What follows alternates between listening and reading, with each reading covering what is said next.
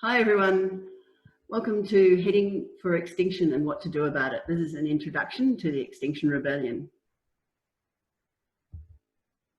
And I'd like to start by acknowledging that where I am here is on the land of the Wurundjeri people of the Kulin Nation. It's land that was stolen and sovereignty's never been ceded. And also to acknowledge that First Nations people here in Australia have been in rebellion for 200 years and also struggling against extinction. Also that we meet in a time of climate and ecological emergency where what we do has great impact, and now in a pandemic emergency as well. You're tuning into this, I'm guessing you're not like these guys, trying to ignore what's happening. There are all sorts of emergencies all around us. So this is me. I thought we had 100 years. I wasn't paying any attention to the climate issue. I was a psychologist. These are my two boys when they were little, and I just thought it was in hand. It really wasn't on my radar until a psychologist, a colleague, invited me to a local neighbourhood talk, and that's where I saw the Arctic ice graph. This was 2007. It was the year that the Arctic ice just suddenly started melting really fast, and literally the scientists had been thinking that it wouldn't be gone in summer until the end of the century, but suddenly it turned exponential, and it was something about the graph that really caught my attention.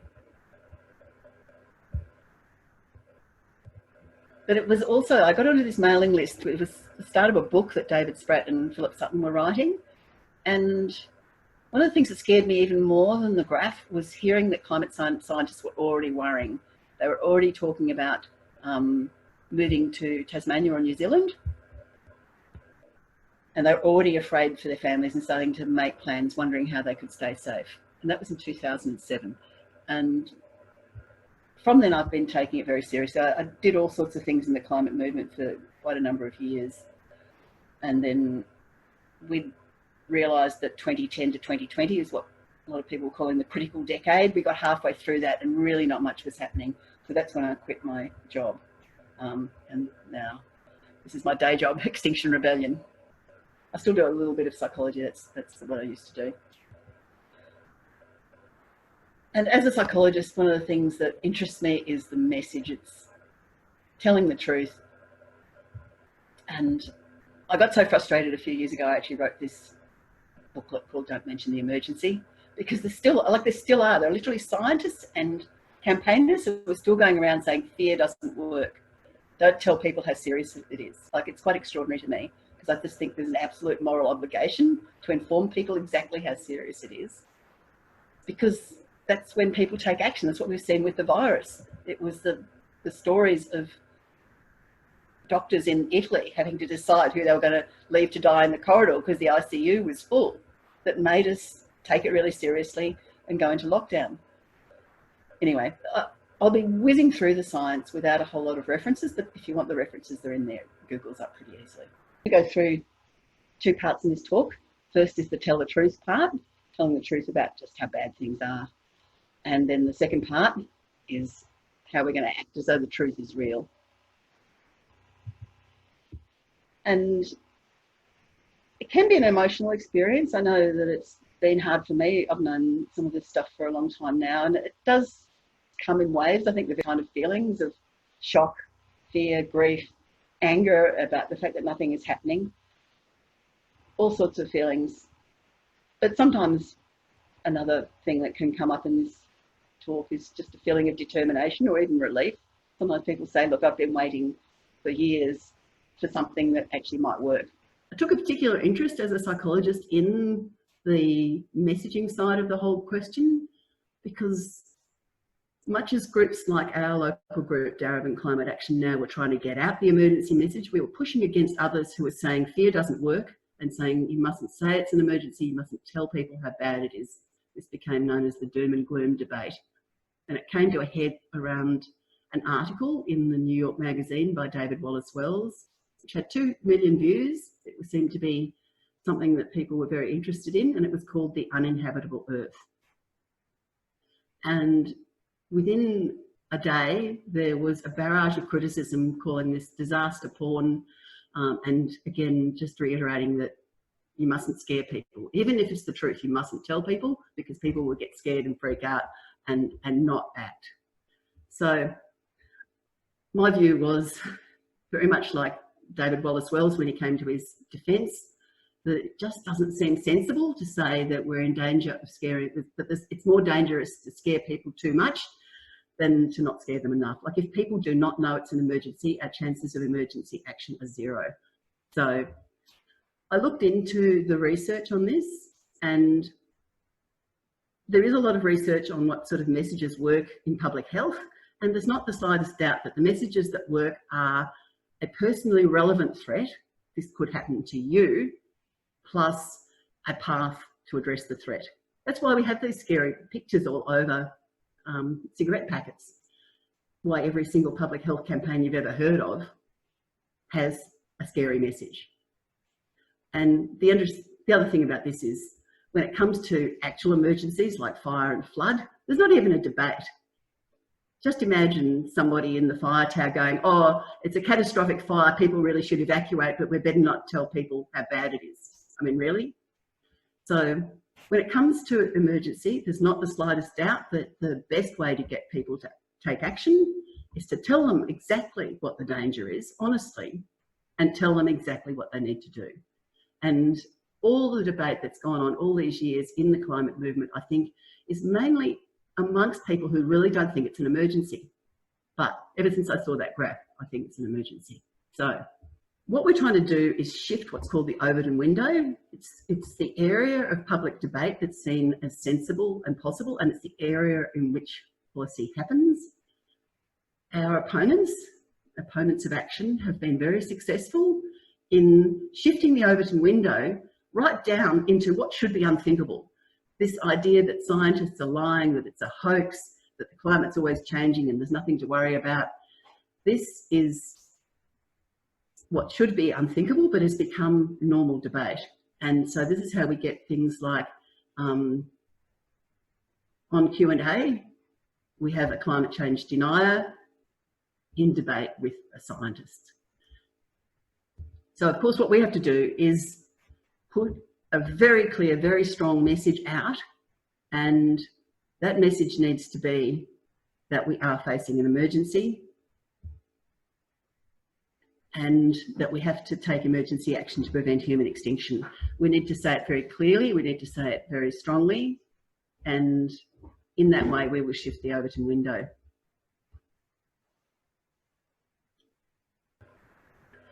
The important thing to know is that the Earth is already too hot. Like, there's talk often about, can we stay under 1.5 degrees of warming, can we stay under 2 degrees? And this is part of the misleading way of describing the situation. It's not safe now. So why, there's no carbon budget. Sometimes people talk about carbon budgets. How can we have a remaining carbon budget, anything that we can safely burn, when the Earth is already too hot?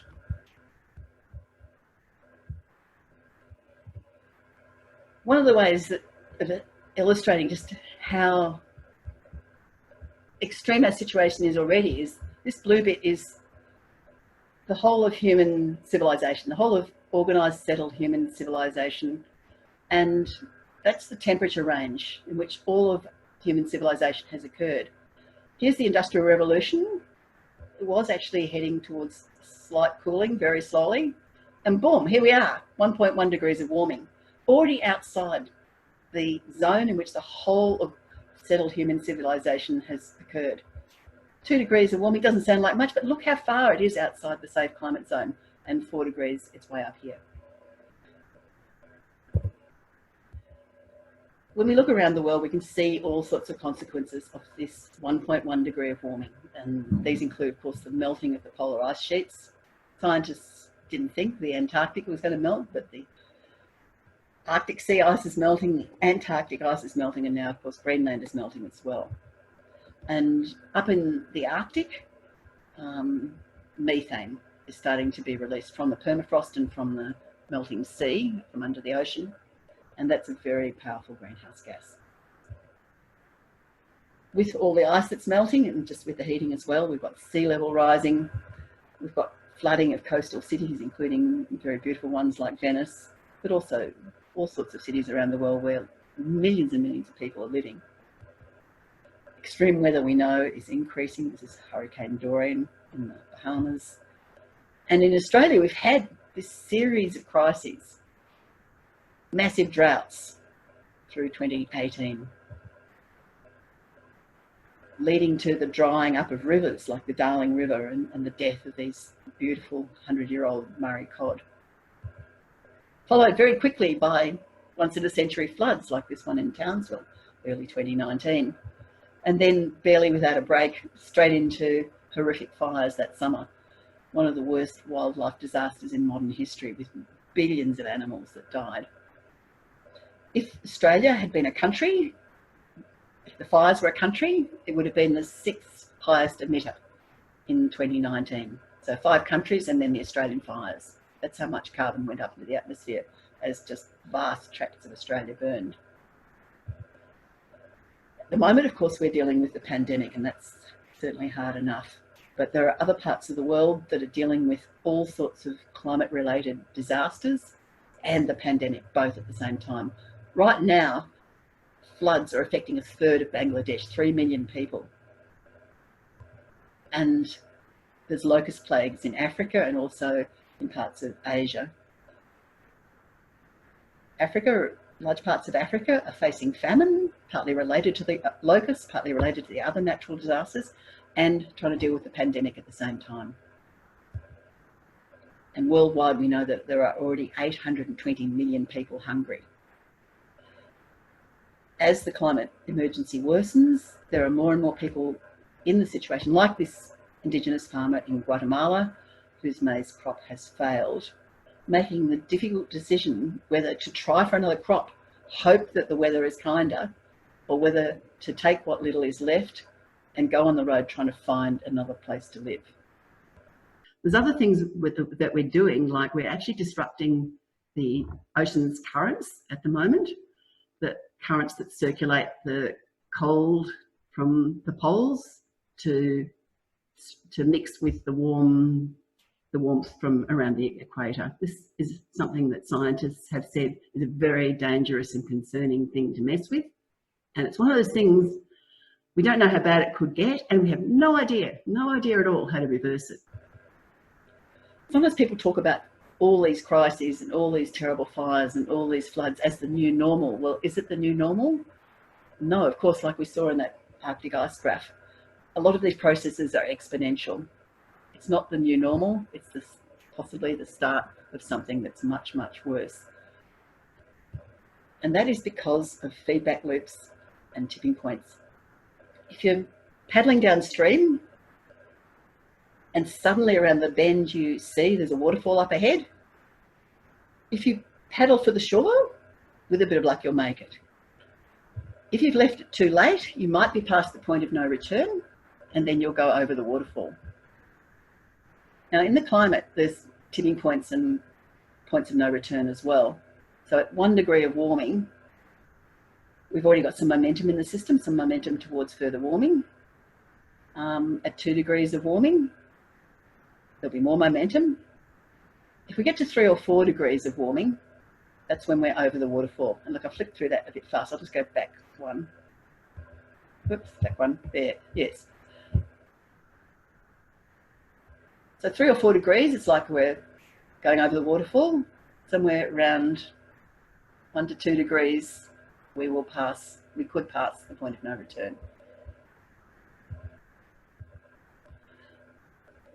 So Hans Schellnhuber is one of the most eminent scientists in the world, founding director of the Potsdam Institute, advisor to the German Chancellor, advisor to the European Union and the Pope.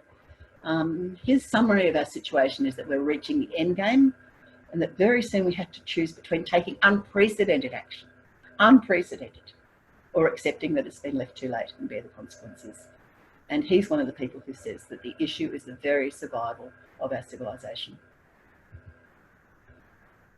So just to illustrate a couple of these feedback loops, as the ice melts, the summer ice in the Arctic, it leaves dark ocean, which absorbs more heat. It's like the difference between a black t-shirt and a white t-shirt on a hot sunny day. As it absorbs more heat, of course, the temperatures rise, more ice melts, and round it goes. Similarly with the permafrost that I mentioned before, as the temperature rises, the permafrost melts and the methane bubbles up. And methane is a very powerful greenhouse gas, so it contributes to further warming. Similarly, of course, with the fires. As the temperatures rise, forests dry out and burn more often and more severely. You lose the storage of carbon that those forests were providing, put more carbon dioxide in the atmosphere, and another side effect is that less rain falls because the forests partly create the rain, and then of course there's more warming around it goes.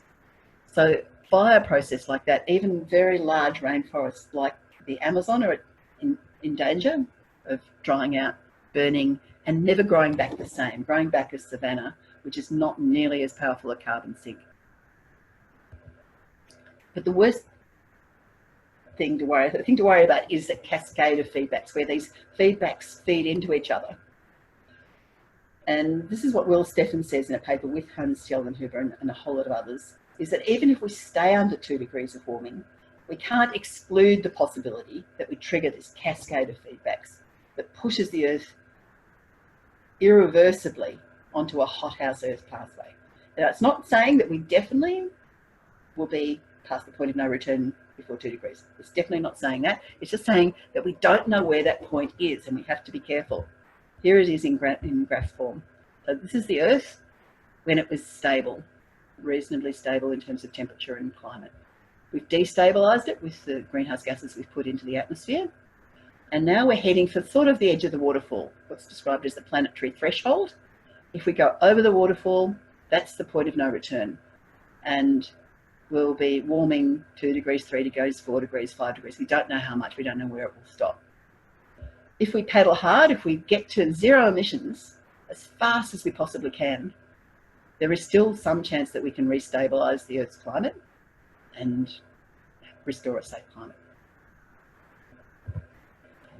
Now, of course, sadly, we're facing a climate emergency, but also an ecological emergency. And some of the damage to ecology is things like the reef that are related to warming. Some of it is the damage that we're doing via cutting down all large amounts of the forest and by messing with the ecology via the massive amount of land that we use for agriculture. Now, if we look back 10,000 years ago, we had 99% wild animals and we had about 1% humans, mammals, by weight. Now we've got 60% by weight livestock, domesticated animals. All those little dots there, that's humans on a beach. 36% by weight of the mammals are human now, and wild mammals, just 4%. From 99% to 4%. That's what we've done already. We don't want to keep on going down this path. As well as the mammals, of course, we've got already underway an insect apocalypse. So the number of insects is in dramatic decline. It's very hard to count insects, so we don't know exactly how bad it is, but we have been researching the decline in the bees, of course, central to our food system.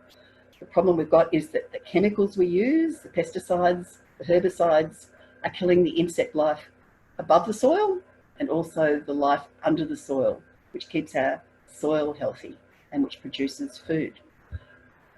So we've got an insect apocalypse and a soil emergency to do with how we farm.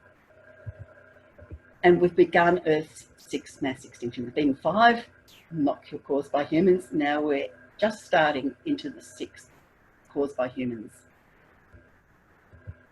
And sometimes people say, oh, well, if humans become extinct, what does it matter? The animals will be better off. We're beginning a mass extinction of the animals as well, the rest of nature. An important thing to bear in mind is that mass extinctions in the past required millions of years to recover. 10 million years on land for the Permian Triassic and 2 million in the oceans. David Attenborough, till quite recently, a very mild-mannered naturalist, mainly known, of course, for his beautiful nature shows, recently said to the UK Parliamentary Committee on Environmental Issues, we cannot be radical enough in dealing with the issues that face us. He's someone who has left his usual, quiet, isn't nature a beautiful position to start to speak out. This is what we all have to do. And one of the controversial things that Extinction Rebellion says is that we are actually risking human extinction as well as the mass extinction of the natural world. One of the things we know is that people are already dying. They're dying of heat. These are not deaths that are counted, like they're not counted like the virus deaths, but quietly around the world, particularly in poorer nations, but also like tens of thousands have died in some of the heat waves in Europe. They're not counted as climate deaths. Around the world, food and water shortages, well, they're caused by many things as well, but they're certainly exacerbated by what we're doing with global warming.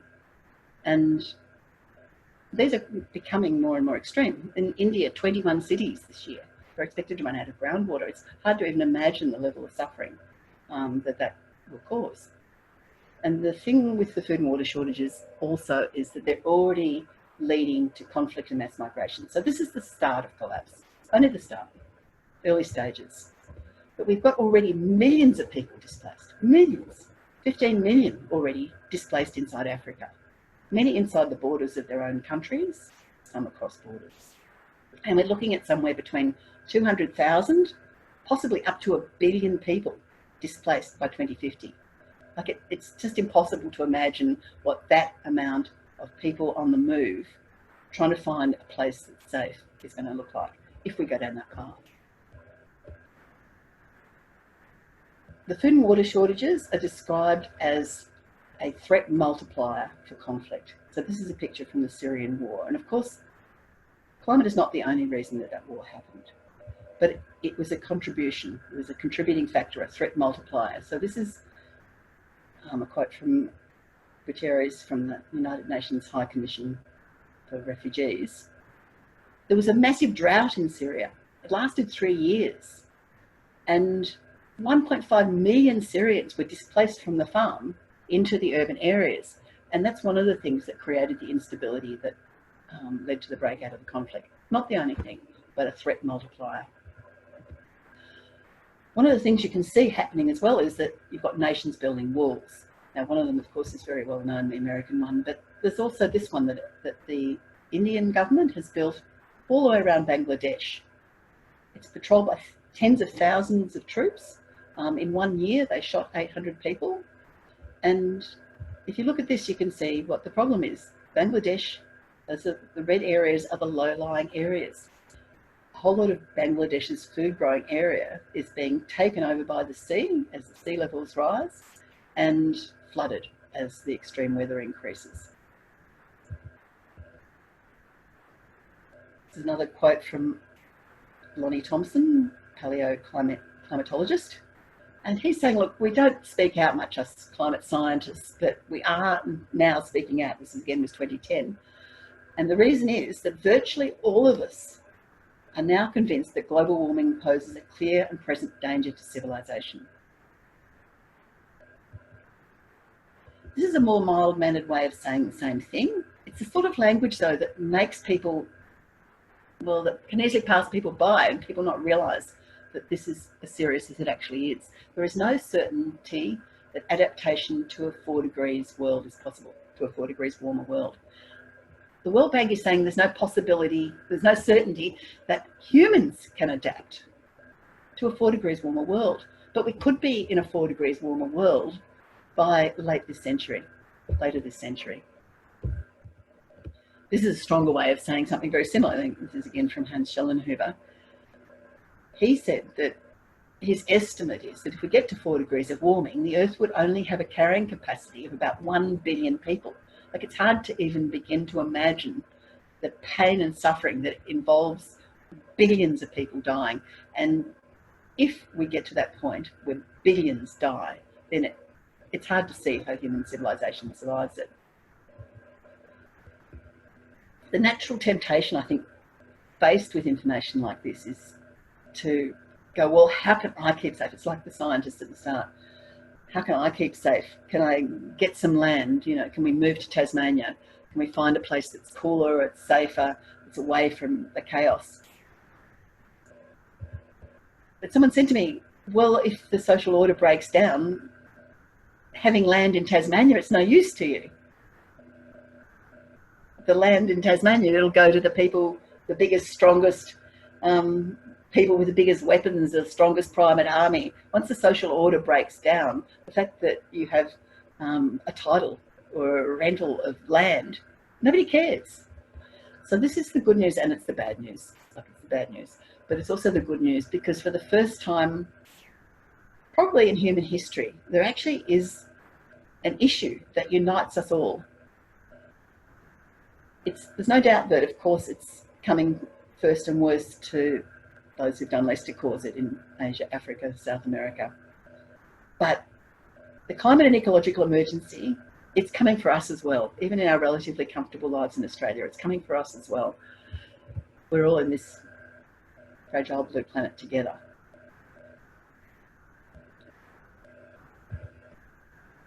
How do you feel hearing this? Like, it's hard, it's really weird talking on Zoom. I can't see you properly, and I don't know how you feel. I don't know what effect it's having. But this is a chance just to share with each other your feelings about what you've heard so far. And including, like, did you know this before? If you knew it before, what's it like to know it? And to go around day to day. Well, a lot of people, don't take it that seriously, but you know that it's really bad. If you've just heard it, well, I feel sort of sorry. I feel almost like apologising, because I don't like to upset people, but yeah, it's important to know the truth. So just 1 minute each in the breakout rooms. So this is how we act as though the truth is real. It is an emergency. So we've got to act like it's an emergency. But the problem we've got is that our political and economic systems are broken.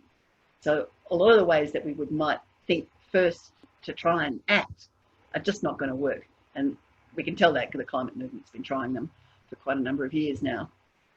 All sorts of things we've been trying: giant marches, giant petitions, all sorts of election campaigns. We just had what was meant to be the climate election last time, and it's just not working. And one of the ways we can see there's just emissions just keep on going up. All the IPCC meetings, all the IPCC reports, emissions are still going up. It's not working, and time's running out.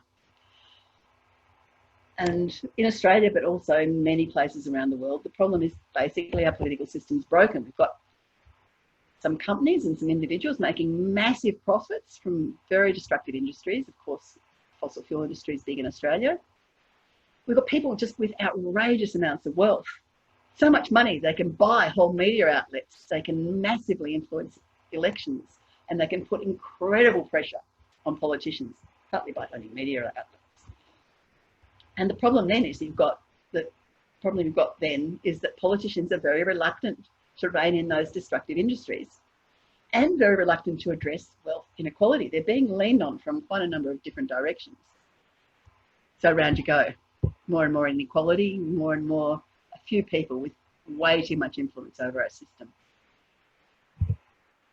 And now, of course, we've got, out of this brokenness, the proposal for a gas-fired recovery. We've got the COVID Commission stacked full of fossil fuel industry representatives recommending that we spend billions subsidising a dirty gas-fired recovery. And how do we do anything about it? If you asked Australians, I don't know how many people would be going, yeah, let's have a gas-fired recovery. The system's broken. Our voices are not being heard. But there's still, of course, a lot of us who don't realise it's that serious, and that's partly because we're not being told the truth. Well, in fact, sometimes we're told just out-and-out lies. We've got an economy that actually is like an addict. It's dependent on endless growth. Every time the growth slows, we get all sorts of economic consequences. Politicians get voted out unless they've got growth, jobs and growth. But it doesn't actually make us happy, endlessly shopping and getting more stuff. And of course, it's destroying the planet. Plastic's just one part of that. So what are we going to do? We've tried lobbying, we've tried all the mainstream channels. Well, this is what someone who's been part of those mainstream channels, a negotiator at the Paris climate talks, Christiana Figueres, she says, Civil disobedience is not only a moral choice, it's the most powerful way of shaping world politics. She's seen it in action, and she's now an advocate for civil disobedience. So it's time. It's time for us all to do what we can in the way of mass civil disobedience. It's something that has worked through the years, and as Martin Luther King said, when the law is unjust, that we actually all have a moral responsibility to take on those unjust laws, the unjust functioning of our Australian Parliament at the moment. It worked to bring about change with the civil rights movement in the US. It worked to bring about change, get vote for women, particularly in Britain. There was a lot of non-violent civil disobedience. Needed to push it over. When mainstream lobbying, ordinary protests had failed, it was mass civil disobedience that pushed it over the edge. And it can work even against massive forces. So this is the ordinary people of India engaging in mass civil disobedience like the salt marches led by Gandhi, who eventually managed to gain independence for India. Now, I think a lot of people have had the assumption that violence is somehow more powerful than non-violence, and this was certainly something that Maria Stephan thought. She ended up writing a book with Erica Chenoweth, and they investigated 323 movements just to work out, like, is non-violence more powerful or violence? And what they found was that non-violence wins more likely. It's more likely to win, 53% versus 26%. And the thinking that they have is that it's because people are more able and willing to participate. You get broader public support. But the other really important thing is that you're more likely to get support, or at least detections, or at least some sort of support from the police and the military. If you've got to fight the government, half of society, the police and the military, you're just not going to win. So you have to get some of them to at least hold off on treating you badly, hold off on arresting you, and certainly hold off on violence against you. But the other benefit of non-violent movements is you're more likely to have a relatively free, relatively democratic society afterwards, where with violence, you've got the violent people winning the struggle, and then the violent people running a sort of totalitarian society afterwards, or a very authoritarian society, and often also a form of organisation that doesn't last. Another really surprising thing that comes out of Erica Chenoweth and Maria Stephan's research is that you can win with a relatively small amount of the population. There wasn't a single one of these 323 movements that failed if they got more than 3.5% at a peak event. Mind you, that's a lot of people, like that's a very large peak event. So, you know, it's not to say that it's easy. But on the other hand, many of them succeeded with less than 1%, like some of them with way less than 1%. And this is against dictatorships, against massive armies. You know, these were very hard struggles. Roger Hallam, one of the co-founders of Extinction Rebellion, looked into this for his PhD as well. And his view, looking through history, is that if you can have 500 people actually in jail, 5,000 arrests, that's approximately equivalent to having 1 million people on the streets. But actually way easier to organise. This is one of the things I found most inspiring, hearing about Extinction Rebellion, because I've actually been involved in these, 13 years now that I've been working on the climate emergency. I helped organise the People's Climate March, and it just took 6 months of agony and phone calls and meetings and making stuff and getting ready. And then one afternoon it was gone, and it really had very little effect. And yet it took us 6 months to organise the thing. I think that large marches are becoming less effective. The government just goes, oh, well, bit inconvenient for the afternoon, and back to business as usual next day.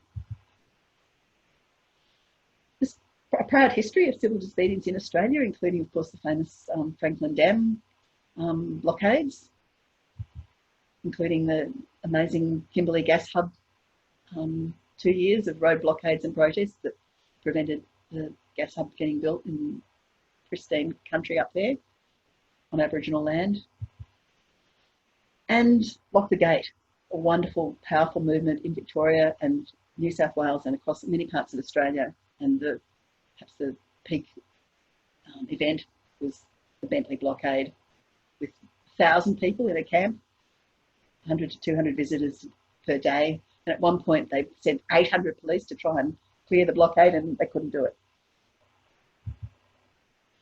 So the exciting thing is that I think in the same way that there are climate tipping points, there are actually social tipping points. And what this means is that there's many a movement that has gone along slowly, slow, hard, nothing happening, and then boom, just suddenly it seems to take off. And I think this is what's happening with climate. I really think things have changed in the last few years. And this is, you can see this in the school strike. Like, yeah, Greta, back in August 2018, she was one person outside the Swedish Parliament. Really, just 1 year later, 7 million on the streets in 100 countries.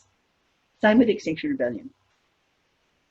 Early 2018, just 15 people. And really, just over a year later, enough people to shut down London for 11 days. And now hundreds of thousands in 68 countries. It's that same exponential progress. So it's time to join the Extinction Rebellion. We need you. As I said, it began with only 15 people. It came out of a group called Rising Up that had already been experimenting with some of these confronting tactics, just slightly shocking. Things like these smoke flares, things like spray painting even quite old buildings, usually with chalk spray. But initially shocking. I can remember when I first saw, this is Roger Hallam over here, spraying, and Gail Bradbrook, this is outside the Murdoch Press in London. And I was, oh, you know, I don't like the thought of spray painting, but it's an emergency. They were pioneering these methods. And then in 2018, they formed Extinction Rebellion, had a big discussion about the name. Was it too confronting? But I think it's a great name. They started doing talks like this one, all around the UK, building to a set date. So they could say, are you willing to get arrested? Are you willing to block the streets? This is the date you need to come to London. Then they got people practicing blocking the streets in the suburb of London or in the country town, not because of trying to cause disruption so much in that place, but to practice working together, to get confidence that if you block the road that the traffic would stop, to practice working as a team. Right from the start, they put pressure on the big NGOs to support them, including the city and Greenpeace, when Greenpeace wouldn't do a call out for their rebellion. Then on the 31st of October, they told the government that if they didn't declare an emergency, that they would rebel. They put some pressure on the BBC and other news outlets to cover the rebellion. And then when the government had not acted by the 17th of November, they blocked 5 bridges with 180 arrests, 6,000 people approximately, and they launched the rebellion. They specialise in these visual, confronting, emotional actions like Blood About Children and like this nude protest in the Brexit debate. They were calling out, you're wasting our time, we're going to die, in the middle of the Brexit debate. And 13 people were arrested, but it was news all around the world. I heard of it driving around in my car in Melbourne. A very good use of 13 people's willingness to be arrested. Now, this was the exciting bit. In London, in April, it was started by then an international rebellion. They managed to hold 5 locations for 11 days, more than 1,000 arrests, and the government came to negotiate. They put a motion through the Parliament declaring an environment and climate emergency. And I don't think that it's not something that would ever happen without those 11 days of disruption. Sometime after that, Theresa May set a zero by 2050 target, which is not nearly enough. But again, I don't think it's something that would have happened without the 11 days of disruption. Extinction Rebellion tries to make all our protests and our blockades family friendly. We want a very broad cross-section of the public to join us. So in just about every action, there'll be a space where families can join and obviously not get arrested. We're aiming to create inside the organisation the kind of culture that we're trying to, that we want to see in the rest of society, which is a supportive and compassionate culture. We're decentralised, and that's the only way really that it could spread so fast to 68 countries. But it's not just do whatever you feel. There is a self-organising system which guides the direction of the movement. It's a decentralised movement, but you do need to adhere to the principles and values. And there are 10 of them, which if you come to an induction, you'll be able to hear more about these and discuss them. There'll be an online induction session soon. So that's the 10 principles and values. So you have to be pursuing the demands and you have to be doing it non-violently. These are our 3 demands. The first one, tell the truth. Government and media, tell the truth and declare a climate and ecological emergency. We've got to move into emergency mode. This is the first thing. We're not going to get fast changes that we need unless we're in that frame of mind. Like it's the frame of mind where you're sitting around the table in normal mode and then the stove catches fire. Suddenly you're in emergency mode. Nothing matters except focusing on that fire, getting it out. Same thing in a fire or a flood or a pandemic. We're really focusing on getting that pandemic under control. And these emergencies can bring out the best in us, a desire to work together for the greater good. This is people cleaning up after the Brisbane floods, helping each other, and acting with great courage and compassion, like the healthcare workers at the moment. The second demand, net zero by 2025, plus halting biodiversity loss. Can we do it by 2025? Some people say it's unrealistic. Look, we've got to get into emergency mode. We've got to throw everything at the problem and we won't know how fast we can go until we try. So I think of it as just code for as fast as humanly possible. The Earth's already too hot. It's not like we have a carbon budget. People who say that, they're misleading you. So we need a massive change. It's a society-wide mobilisation of a speed and scale never before seen in peacetime. Even the emissions reductions we're seeing during the virus, well, they're happening for the wrong reasons, but they're also not as big as the changes we need to see. We've got to change everything simultaneously. We've got to get to net zero, right? That can be a mixture of cutting emissions and finding ways to put emissions in the ground with things like regrowing forests, doing regenerative agriculture, biochar, that sort of thing. Once we get to net zero, we've actually got to keep going, because if we take seriously that the Earth is already too hot, obviously we've got to make it cooler, and the only way you can do that is by sucking some of the carbon dioxide that's in the atmosphere out of the atmosphere, sticking it under the ground. And every kind of plant is just great for that. As long as we can let large parts of the world regenerate, regrow, rewild, that can take care of some of that job of drawdown. So it's no use pretending it's just a few more solar panels here and there. This is not a small transition. This is not a minor thing. What we require is a society-wide mobilisation, everybody working on this at a speed and scale never before seen in peacetime. This is just some figures on military spending, and you'll see that Germany ramped up from spending 23% of their national outlays, national income on war, to spending 70%. That was in 4 years. But USA went from 1% to 42%. So these are the kind of things you can see when it's an emergency, and you've seen it with our spending now on the pandemic. The good thing about natural drawdown, about regrowing, rewilding, is that it helps with the protecting biodiversity as well. So we can do both, all at the same time, all at emergency speed. The third is beyond politics, citizens' assembly to decide how this emergency transition occurs, and with an insistence that the transition has to be a just transition based on climate and ecological justice. Another way of phrasing that third demand is that it's about improving democracy.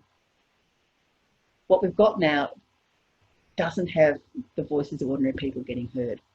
Whereas citizens' assemblies, they're like jury duty. They're a form of participatory democracy.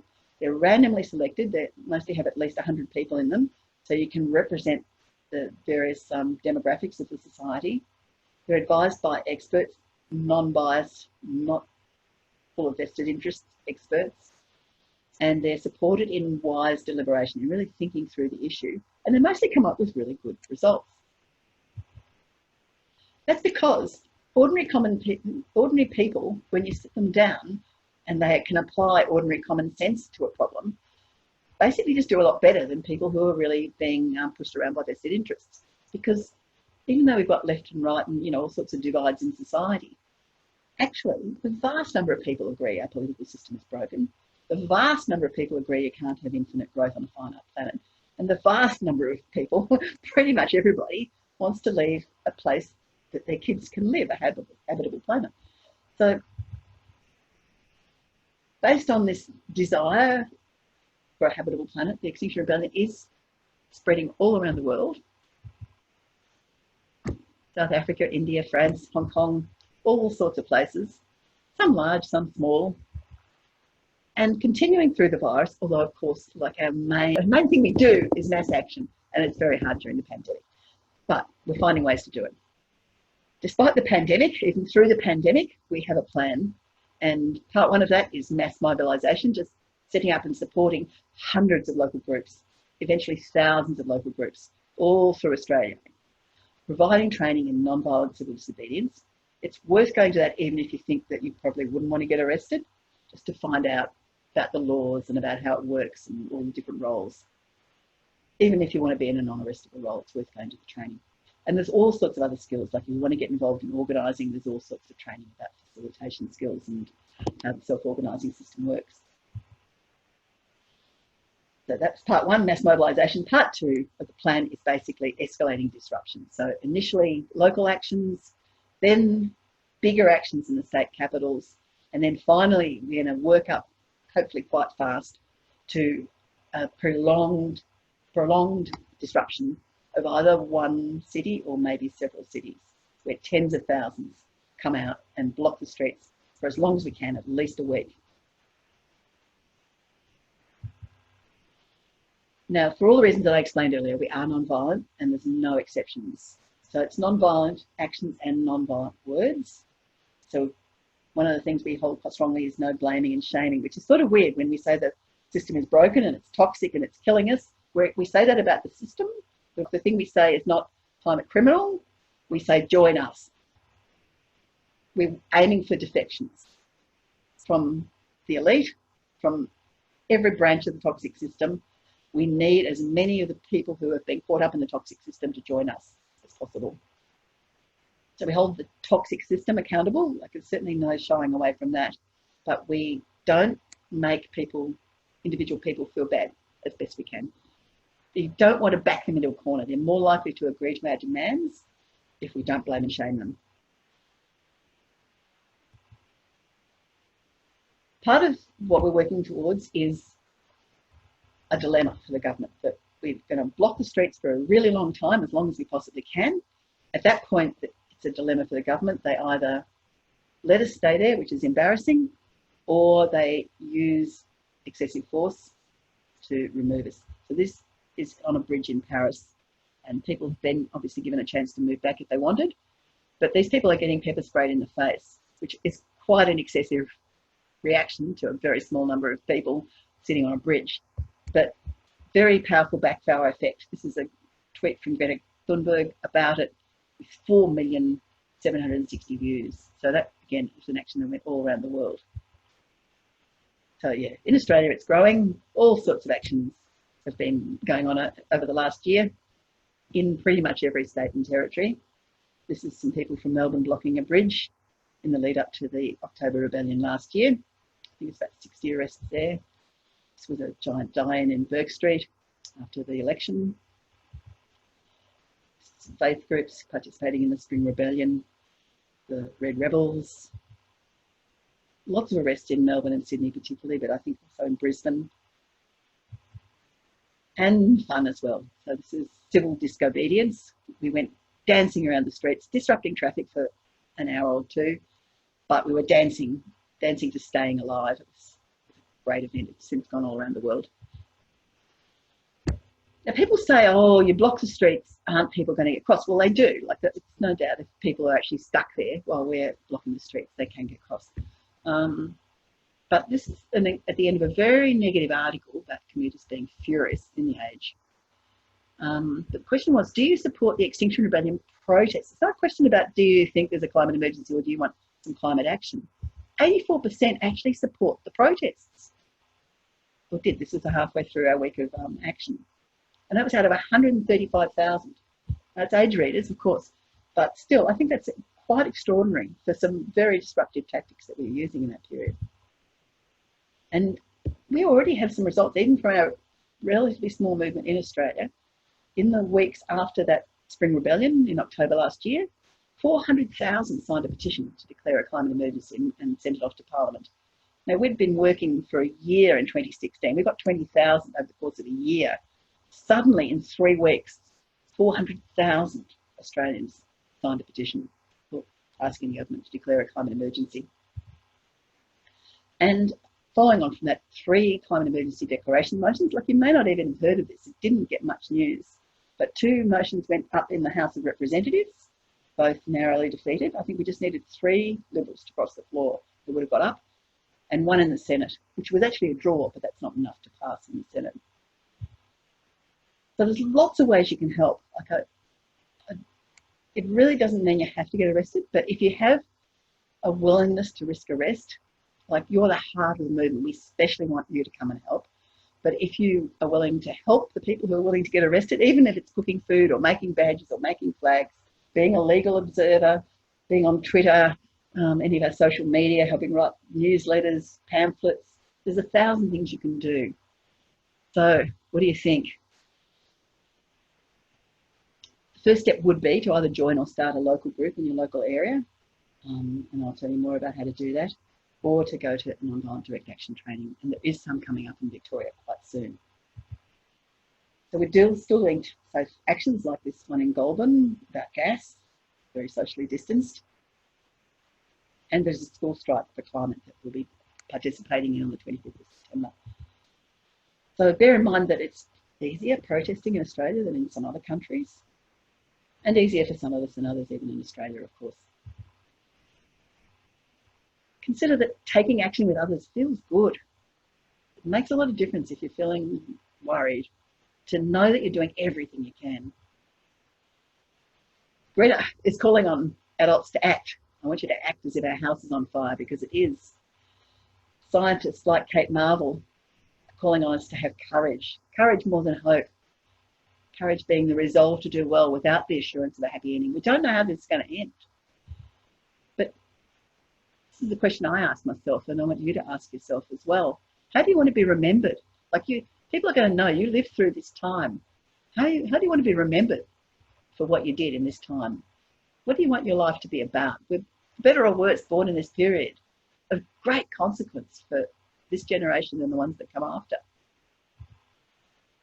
So, if not me, who? If not now, when? Are you willing to be part of the rebellion?